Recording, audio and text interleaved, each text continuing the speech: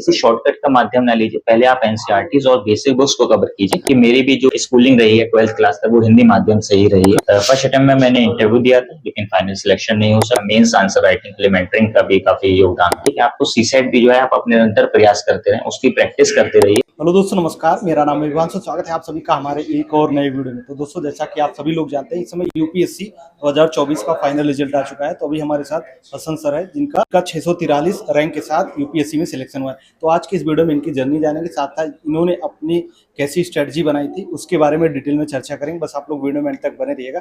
And channel पर पहली बार है, चैनल को सब्सक्राइब जरूर कर लीजिए। आप अपने बारे में बताएं कि मीडियम अटेम्प्ट नाम कहाँ से आते हैं और एजुकेशन बैकग्राउंड क्या है आपका? जी, मेरा नाम तो हसन खान है और मेरी जो स्कूलिंग हुई है वो मेरे होम टाउन से हुई है, उरई से। उसके बाद मैंने दिल्ली विश्वविद्यालय से बीए ऑनर्स एंड एमए किया है इतिहास विषय में। इसके बाद से मैं तैयारी करता रहा हूँ और ये मेरा सेकंड अटेम्प्ट है। फर्स्ट अटेम्प्ट में मैंने इंटरव्यू दिया था लेकिन फाइनल सिलेक्शन नहीं हो सका। सेकंड अटेम्प्ट में मैंने सक्सेसफुली जो है 643 रैंक हासिल। मीडियम मेरा इंग्लिश मीडियम। ओके सर, तो जब रिजल्ट आता है तो क्या उम्मीद थी कि 600 के आसपास रैंक आएगी या फिर ऊपर आएगी? क्या था? होप ये थी कि अराउंड 300 to 400 होगी, लेकिन फाइनली थोड़ा सा नीचे रहा। अगले प्रयास में जो है इसको इम्प्रूव करना चाहूंगा। Okay, optional sir? ऑप्शन मेरा हिस्ट्री रहा है। हिस्ट्री, ठीक है। स्टार्टिंग से आप थोड़ा बताएं, जब आपकी जर्नी स्टार्ट होती है तो क्या कोचिंग वगैरह का रोल रहा है या फिर सेल्फ ही किया आपने? जी, कोचिंग तो मैंने की थी, लेकिन इसके साथ मेरा आरसीए जामिया में भी मैं रहा हूँ और उस ग्रुप का मेरा काफी योगदान रहा है इस जर्नी में, क्योंकि वहाँ के जो ग्रुप डिस्कशंस वगैरह होते हैं वो काफी हेल्पफुल रहे। बाकी मेरा जो मेंटरिंग वगैरह, मेंस आंसर राइटिंग के लिए मेंटरिंग का भी काफी योगदान रहा है। दोस्तों, आप सभी के लिए गुड न्यूज है। पीडब्ल्यू ओनली आईएएस यूपीएससी का सबसे बड़ा फेस्टिवल प्रतिज्ञा दिवस 1 जून को सेलिब्रेट करा है, जिसको आप only IAS UPSC YouTube channel पर लाइव देख सकते हैं। और यदि आप प्रयागराज में रहते हैं तो आप इसको ऑफलाइन भी अटेंड कर सकते हैं और अलग सर सुमित सर से मिलने का मौका भी पा सकते हैं। इसके लिए आप रजिस्ट्रेशन कर लीजिएगा क्योंकि सीट्स लिमिटेड हैं। इसी के साथ यदि आप सेलिब्रेशन के मौके पर होने वाले गिव अवेज में पार्टिसिपेट करना चाहते हैं या इस मौके पर मिलने वाले ऑफर का लाभ उठाना चाहते हैं तो डिस्क्रिप्शन में दिए गए लिंक पर रजिस्ट्रेशन जरूर करें। और दोस्तों, पीडब्ल्यू ओनली आईएएस की यूपीएससी फाउंडेशन कोर्सेज की बात करें, क्योंकि अभी ऑफर में चल रहा है, तो यदि आप 2027 की तैयारी कर रहे हैं और आपका मीडियम इंग्लिश है तो आपके लिए संकल्प बैच, और आपका मीडियम इंग्लिश है तो आपके लिए पिनैकल बैच, जिसका फीस 13,499 रुपए। वहीं यदि आपका टारगेट ईयर 2026 है और आपका मीडियम इंग्लिश है तो आपके लिए प्रहार बैच, और यदि आपका मीडियम इंग्लिश है तो आपके लिए टाइटन बैच, जिसका फीस 10,999 रुपए। अगर आप एक कॉलेज स्टूडेंट है तो आपके इन यूथ ईयर को प्रोडक्टिव बनाने के लिए यूपीएससी प्रारंभ, जो कि एक 3 साल का प्रोग्राम है, जिसमें आपको यूपीएससी की A to Z प्रिपरेशन के साथ फर्स्ट ईयर में हार्ड एंड सॉफ्ट स्किल्स के साथ आपको इंडस्ट्री रेडी भी बनाया जाएगा। वहीं अगर आपने अभी 12th पास किया है तो आप इनके यूपीएससी प्रारंभ के साथ इन डिग्री कोर्सेज को स्पेशल प्राइस पर अवेल कर सकते हैं और अपनी यूपीएससी प्रिपरेशन प्रारंभ से और डिग्री कोर्सेज मंगलायतन या शारदा यूनिवर्सिटी से एक साथ कंप्लीट कर सकते हैं। वहीं अगर ऑप्शनल सब्जेक्ट की बात करें तो आपका मीडियम इंग्लिश है तो आपके लिए उपलब्ध है anthropology, sociology, history, mathematics, PSIR, geography, public administration, और हिंदी मीडियम वालों के लिए पीएसआईआर, इतिहास, हिंदी साहित्य, समाजशास्त्र, जिसका फीस 9,999 रुपए। तो दोस्तों, इन सभी बैचेज का लिंक और प्रतिज्ञा दिवस में रजिस्ट्रेशन करने का लिंक आपको वीडियो के डिस्क्रिप्शन बॉक्स में मिल जाएगा। तो जो भी बैचेज आप ज्वाइन करना चाहते हैं वहां से कर सकते हैं। और दोस्तों, यदि आप लोग स्क्रीन पर दिए गए हमारा कूपन कोड यूज करेंगे तो आप लोग को इन बैचेज पर और एक्स्ट्रा डिस्काउंट देखने को मिलेगा। कोचिंग वगैरह का रोल बहुत रहा है या फिर लग रहा है कि अगर कोचिंग नहीं भी किया होता तो भी हो जाता मेरा सिलेक्शन? कोचिंग आपको एक डायरेक्शन तो बता देती है कि किस चीजों को कवर करना है, किस चीजों को नहीं करना है, but ultimately self study important हो जाती है। क्योंकि मेरा सेकंड अटेम्प्ट था तो जब मेरा फर्स्ट अटेम्प्ट के बाद मेरी कोचिंग वगैरह के साथ रिलेशंस थोड़े डाउन थे, तो मेरा जो भी ज्यादा प्रयास हो वो सेल्फ स्टडी के थ्रू ही होता था। ओके, सेल्फ स्टडी पे ज्यादा फोकस है। और आपने मेंटरशिप का भी बताया कि रोल रहा है जी। जब आपने कोचिंग किया ही था तो मेंटरशिप की जरूरत क्या पड़ी आपको?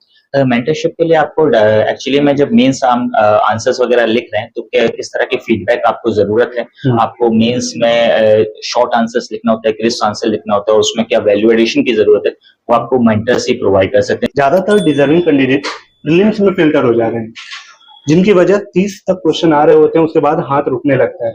जो आगे के गेस लेना होता है, एक परफेक्ट गेस कैसे लिया जा सकता है, उसके पीछे क्या साइकोलॉजी होती है? जी, गैस तो 2 तरह से होता है कि एक होता है कि किस तरह का क्वेश्चन वो डिपेंड करता है। अगर क्वेश्चन फैक्चुअल क्वेश्चन है जिसमें आपको तथ्यों की जरूरत होगी जानने के लिए, तो आप उसमें आप गैस वर्क थोड़ा कम कीजिए, उन क्वेश्चंस को आप अवॉइड कर सकते हैं। लेकिन जो क्वेश्चंस कॉन्सेप्ट पे आधारित हैं, कॉन्सेप्ट पे बेस्ड हैं, तो उस जगह पर आप गैस करने जा सकते हैं, क्योंकि वो एक लॉजिकल एंड रीजनल आंसर मांग रहे हैं। तो उन क्वेश्चंस में आप गैस करके आंसर्स कर सकते हैं, और फोकस आपका एक्यूरेसी पे होना चाहिए, ना कि कुछ ज्यादा नंबर ऑफ क्वेश्चंस अटेम्प्ट करने। सिलेबस बहुत बड़ा है, सिलेबस को अगर ब्रेक करके देखा जाए कि हमें पूरे सिलेबस को किस तरीके से लेके आगे बढ़ना है पूरे 1 साल की जर्नी में, 1.5 साल के आई थिंक आपका जर्नी रहती है कि जिसमें कंप्लीटली हो जाता है आपका आंसर राइटिंग वगैरह लेके।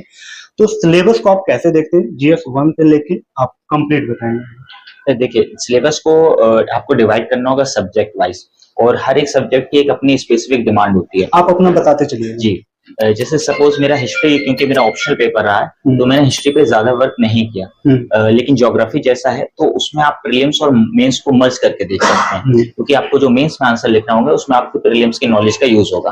सोसाइटी एक ऐसा पेपर है जिसमें आपकी केवल मेंस पे पर्सपेक्टिव होता है, और इसमें आपको ऑब्जर्वेशन पे ज्यादा फोकस करना होगा, ना कि किसी बुक को पढ़ने पर ज्यादा फोकस करना होगा। जहां तक पॉलिटी की बात है तो आप प्रीलिम्स पढ़ रहे हैं, लेकिन जब मेंस की बात आती है तो उसमें आपको एनालिटिकल माइंड का यूज करना होता है। तो जो भी न्यूज में करंट अफेयर्स में चल रहा है उसका क्या पॉजिटिव है, क्या नेगेटिव है, क्या आपको सजेशन देना चाहेंगे, तो वो आप पॉलिटी और इंटरनेशनल रिलेशंस में आप उन फैक्टर्स को ध्यान में रखते हुए अपने मेंस की तैयारी करेंगे।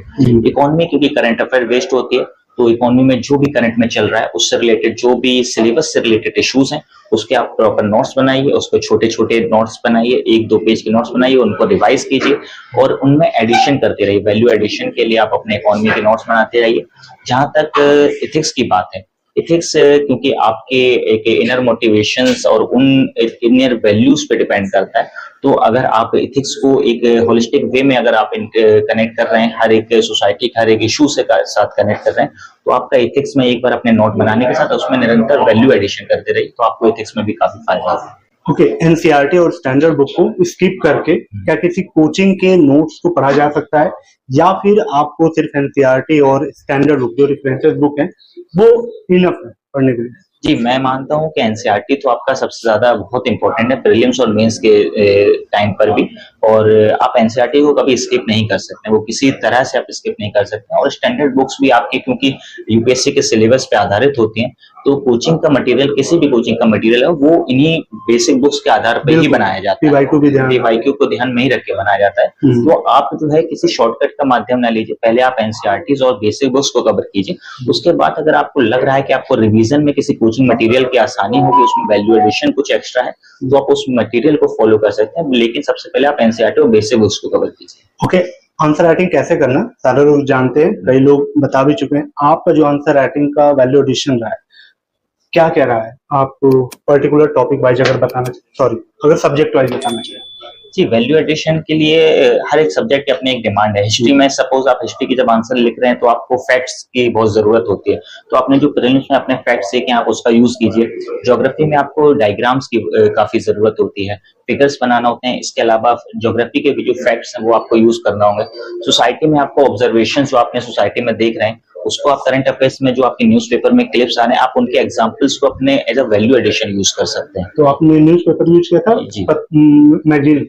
मैं न्यूज़पेपर में डेली 5 से 6 साल से मैं न्यूज़पेपर पढ़ रहा हूँ और मैं उसको यूज करता हूँ। और आप न्यूज़पेपर को जरूर पढ़िए डेली, आप इसको न्यूज़पेपर को स्किप नहीं कर सकते हैं। मैगजीन आपके रिवीजन के लिए आसानी होती है, लेकिन न्यूज़पेपर आपको एक निरंतर आपको बताता है कि क्या न्यूज में चल रहा है। इसके अलावा पॉलिटी वगैरह में आपको आर्टिकल्स एंड कमेटीज वगैरह का डिस्कशन एंड कॉन्स्टिट्यूशनल प्रोविजंस का वगैरह का यूज करना होता है एज अ वैल्यू एडिशन। और आईआर में भी जो करंट में चल रहा है उसके साथ के इश्यूज को ही ऐड करना होता है। ओके सर, सब्जेक्ट रोटेट कैसे आपने किया था, जैसे कि पॉलिटी के साथ में ज्योग्राफी या फिर हिस्ट्री के साथ में क्या?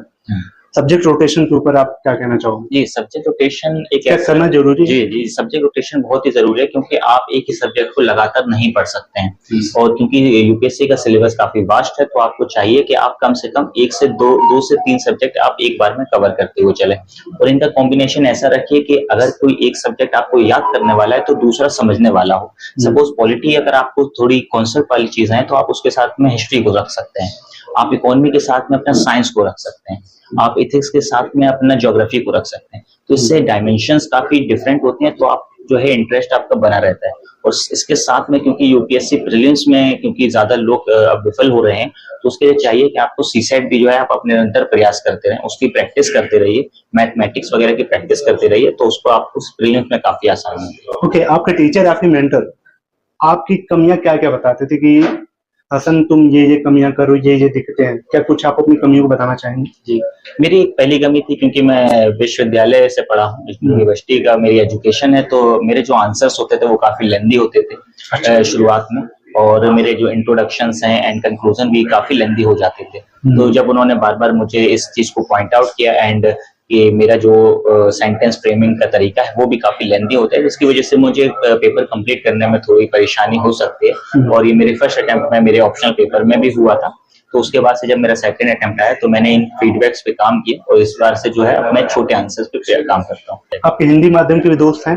जी, मेरे काफी हिंदी माध्यम के भी क्या कुछ गैप समझ में आ रहा है कि यार हिंदी माध्यम में या तो कंटेंट गैप हो, या फिर इनके स्कूलिंग में दिक्कत है, या फिर दिक्कत कहाँ आ रही है, या फिर तो क्या यूपीएससी में ही दिक्कत है, क्या मतलब समझ में आ रहा है आपको? जी, मेरा मानना है कि क्योंकि मेरी भी जो स्कूलिंग रही है 12th क्लास तक वो हिंदी माध्यम से ही रही है। अच्छा। तो मैं नहीं मानता कि स्कूलिंग में कोई प्रॉब्लम है, हिंदी माध्यम में भी, और यूपीएससी में भी कोई इशू नहीं है। प्रॉब्लम हमारी है कि हमारे पास कंटेंट हिंदी मीडियम में पहुंच नहीं पा रहा है। जिस लेवल का कंटेंट आपको इंग्लिश मीडियम में अवेलेबल होता है, उस लेवल का कंटेंट आपको हिंदी मीडियम में नहीं अवेलेबल होता है। इसी वजह से जो स्टूडेंट्स हैं हिंदी मीडियम से, वो एक ही सब्जेक्ट, एक ही बुक लिस्ट को बार बार फॉलो करते रहते हैं। उनके पास जो करंट अफेयर्स को फॉलो करने का एक जो जरिया होना चाहिए वो नहीं पहुंचता है। तो मैं मानता हूं कि जो अभी के जो रिसेंट इनिशिएटिव्स हैं उनको ये सुनिश्चित करना चाहिए कि जो कंटेंट है, एनरिचिंग कंटेंट है, वो हिंदी मीडियम के पास भी पहुंचे, जिससे हिंदी मीडियम का भी अच्छा रिजल्ट आ सके।